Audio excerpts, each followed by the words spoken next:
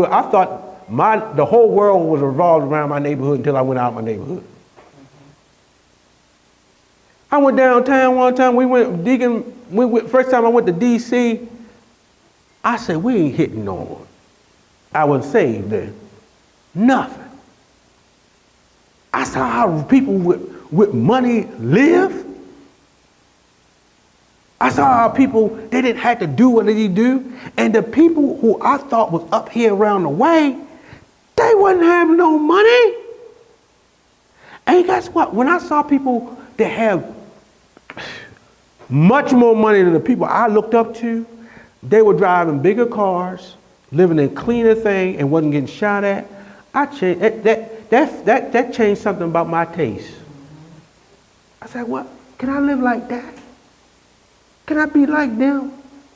Well, I ain't got to be worried about nobody looking over my shoulder. And I saw them with the whole world. They were sitting down, eating good food. And that wasn't just, that's not them white people. No. I seen some brothers who had some degrees and was in the military. I seen some brothers living well. And the ladies were nice, and they ain't look all, had spots on there, and they wasn't scratching and stuff. Ladies look like ladies. Pleasant. And I remember one time we were coming there, I see all these brothers with some nice looking women. They had nice sundresses on, and they were putting the table underneath of them, and they were sitting there having a cut. I'm like, how can Lord? And God said to me, you can have that too. But you got to change how you do things. You got to change the way you think. You got to change what you do. If you want what they want, if you want what they got, you got to do what they got to do. Don't let nobody force feed you. Don't let nobody make you be somebody you don't want to be. Now, if you want to be it, that's on you. But if what you're doing is not working for you, you better change the way you think. Change your hunger. Change what you want. Change what you hunger for. He said, thirst after righteousness. Change how you want to be right about everything. Righteousness is not just in the Bible. It's just doing things like right. What is righteous? Right will always pay off at the end. Everybody want to be the bad guy now, but bad guys don't last long. I saw a movie yesterday that they were talking about bank robbery. And I seen at the end of the movie, the person you thought wasn't. You see folk that hit the lottery, you see people who do things. I have never seen some people live so fast and die so young in my life. And I'd rather live slow. I'd rather be a late bloomer. I'd rather take me longer to get the money they got. Where they get the fast money, but they live fast lives. And it never changed. And I'm almost 50, and the scenario comes out the same way. They still don't make it. And those who took the long way around are now living larger than what they were when they were back in the day. Living larger and living longer and have peace with their wealth. I want peace with my wealth. I don't want people to force feed me how I need to operate and how I need to do things.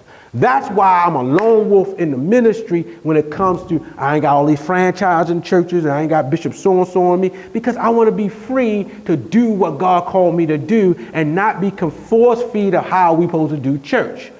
Because if I was underneath of somebody, you see me with a big old collar in, with some tight shoes and a suit, and this church wouldn't look as modern it is, because to some traditional churches, this look like a club. But you need all this for? You got stuff on the ceiling. But if we read the Bible, if you see the representation of heaven, God is light.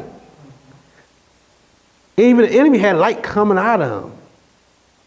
God has a rainbow over his throne. The rainbow, let me make it clear.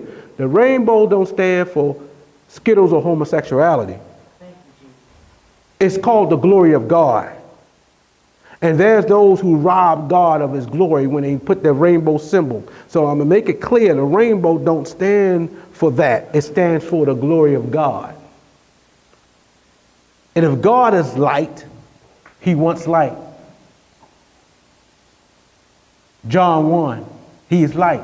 And if light has to shine in dark places, that's why we don't allow people, the world to force feed us, and I don't force feed faith on people. You ain't gonna never hear me saying, why you ain't come to church?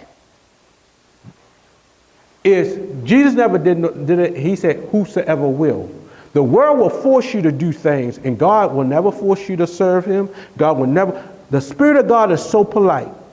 God said, if you want me, I want you. But I'm going to let you have an option of wanting me. Now, if you don't want me, that's fine. But at the end of the day, because you got rights on this earth, you are right now, God don't force himself on us on the earth. But when we leave the earth, there will be force. You don't have no more right. When you come in this world and born, you have the freedom and the option to serve or not serve God. Once you leave this realm and go to the next realm, you don't have no option no more. You'll be forced to either be in heaven or in hell. You don't have no more option. Your option is right now on this earth to serve God. And I'm going to tell you right now, those who don't know God according to the word of God, they're not in heaven. Well, Pastor, you don't want to preach, you don't want to offend nobody. I don't care about offending you. I don't care about telling you the truth. Now, I don't believe the Bible. Ain't nobody tell me. Now, we had out of body experience and people did die, but they saw themselves coming out of their bodies. And you got a lot of witnesses of that. And I know for a fact that you more than intellect. If we're like gods, we got more. We creative. People say, well, what do you mean like God don't force you to do anything. He gave you the power of God because we are little gods. We have the power of creation. We can create good or we can create bad.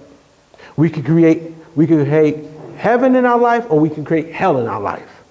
It's what you create. Some people don't understand, I ain't got a chance. One thing I tell people about America. America is a land of opportunity. It is.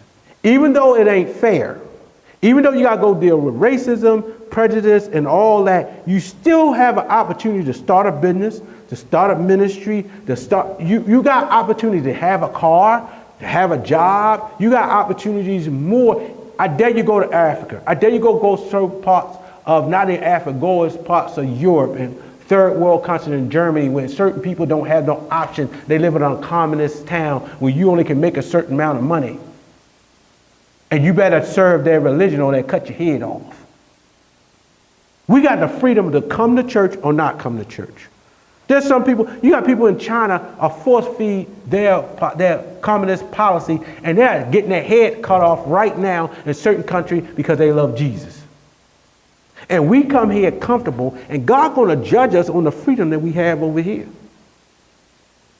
Some of us don't take advantage of what we got. If you got good health, you good. Your health is your wealth. I dare you, let me say something to somebody. Get sick one time. I went and got some blood work done. Don't you know blood work was took off a couple $1,000 for blood work? Some of these people go to the hospital one time. You can go have one hospital visit and it will be $100,000 and that could be almost your life.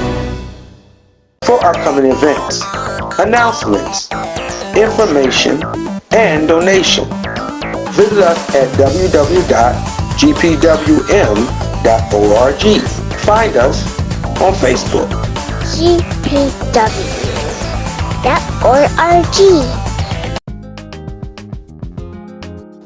Faith, fellowship, funding, transforming the community, a community outreach. If you ever in the Baltimore and Arundel County area, please visit us at the Storehouse, 7409A Baltimore Annapolis Boulevard in Glen Burnie, Maryland. Also, you can reach us on the web at www.gpwm.org. Thanks again for watching.